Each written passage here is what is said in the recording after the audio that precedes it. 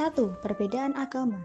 Setiap agama memiliki tuntunan dalam pelaksanaan persembahyangan atau upacara keagamaan masing-masing, sehingga menjadi hal yang biasa jika melihat upacara sembahyang yang berbeda-beda.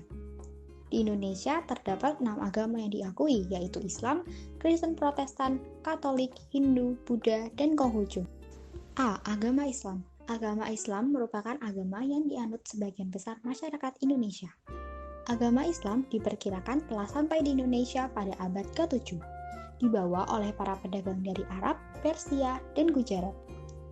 Umat Islam memiliki hari raya yang dirayakan setiap tahun, seperti Hari Raya Idul Fitri dan Hari Raya Idul Adha.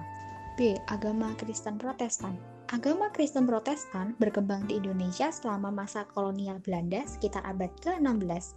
Pada abad ke-20, Kristen Protestan berkembang sangat pesat yang ditandai dengan kedatangan misionaris dari Eropa. C. Kristen Katolik.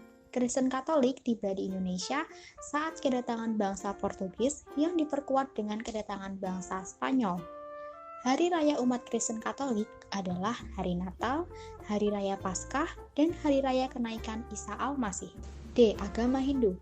Masuknya agama Hindu ke Indonesia diperkirakan sekitar awal abad ke-4 yang ditandai dengan berdirinya kerajaan Kutai dan Tarumanegara.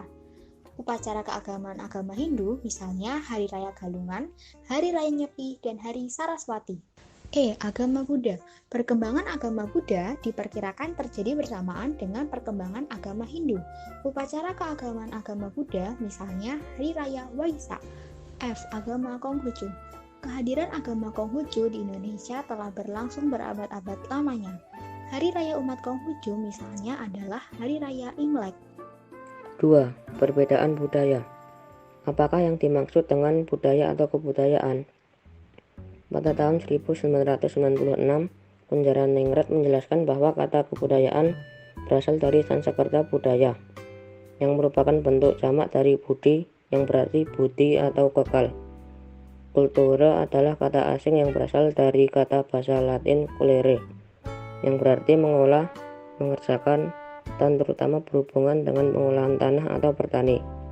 Memiliki makna yang sama dengan kebudayaan, yang kemudian berkembang maknanya menjadi segala daya upaya serta tindakan manusia untuk mengolah tanah dan mengubah alam. Menurut sosiolog J.J. Honigman, terdapat 3 wujud budaya, yaitu gagasan, aktivitas, dan artefak. Menurut Kunjaraningrat, terdapat 7 unsur kebudayaan yang dianggap sebagai budaya universal, yaitu peralatan dan perlengkapan hidup manusia, mata pencaharian hidup dan sistem-sistem ekonomi, sistem kemasyarakatan, bahasa, kesenian, sistem pengetahuan, dan religi. Banyak hal yang memengaruhi perbedaan budaya masyarakat Indonesia. Contohnya perbedaan lokasi dan perbedaan agama atau keyakinan. Merujuk pada sensus penduduk oleh Badan Pusat Statistik BPS pada 2010, Indonesia memiliki sekitar 1.340 suku bangsa. Suku Jawa yang berasal dari Pulau Jawa bagian tengah hingga timur sebagai kelompok suku terbesar dengan populasi sebanyak 85,2 juta jiwa atau sekitar 40,2% dari populasi penduduk Indonesia. Suku bangsa terbesar kedua adalah suku Sunda yang berasal dari Pulau Jawa bagian barat dengan jumlah mencapai 36,7 juta jiwa atau 15,5%. Suku Batak menyusul sebagai terbesar ketiga dengan jumlah mencapai 8,5 juta jiwa atau 3,6% yang berasal dari Pulau Sumatera bagian tengah utara. Terbesar keempat adalah suku asal Sulawesi selain suku Makassar, Bugis, Minahasa, dan Gorontalo. Jumlah terbesar keempat ini sendiri merupakan gabungan dari 208 jenis suku bangsa Sulawesi. Untuk terbesar kelima adalah suku Madura. Ada beberapa faktor munculnya keberagaman suku di Indonesia, yakni letak geografis, pengaruh budaya asing, dan kondisi iklim dan alam yang berbeda. Pekerjaan merupakan salah satu bentuk ekonomi yang dilakukan masyarakat untuk memenuhi kebutuhan, baik sektor formal maupun informal. Tidak semua penduduk dapat melakukan pekerjaan. Hanya penduduk yang berusia kerjalah yang dapat menawarkan tenaganya di pasar kerja. Angkatan kerja dibagi atas mereka yang aktif bekerja dan mereka yang sedang mencari pekerjaan. Sektor lapangan usaha di Indonesia yang tersedia bagi para tenaga kerja diantaranya meliputi bidang pertanian. Bidang pertanian di Indonesia menyediakan lapangan kerja bagi sekitar 44,3% penduduk. Perikanan, contohnya perikanan laut, tambak ikan, dan pengolahan ikan. Perkebunan, contohnya perkebunan teh dan perkebunan sawit. Pertambangan, contohnya pertambangan oil dan gas, pertambangan batu bara.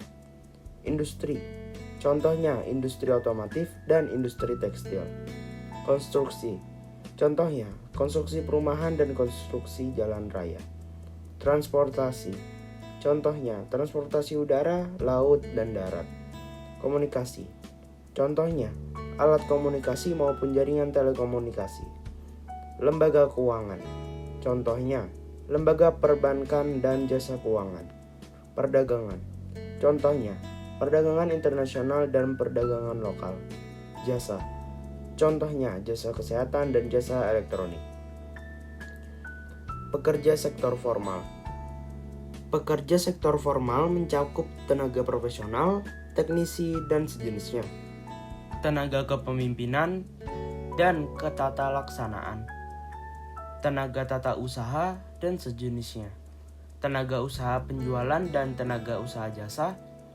Untuk bekerja pada sektor formal umumnya membutuhkan tingkat pendidikan yang memadai.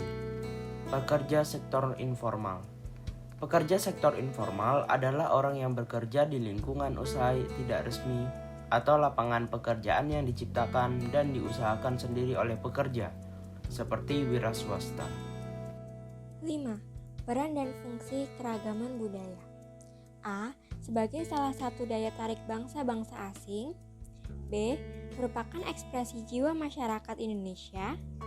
C. Menggambarkan nilai-nilai penting yang dapat menjadi inspirasi dan teladan bagi masyarakat masa sekarang. D. Mengembangkan kebudayaan nasional. E. Tertanamnya sikap toleransi. F. Saling melengkapi hasil budaya. G. Mendorong inovasi kebudayaan.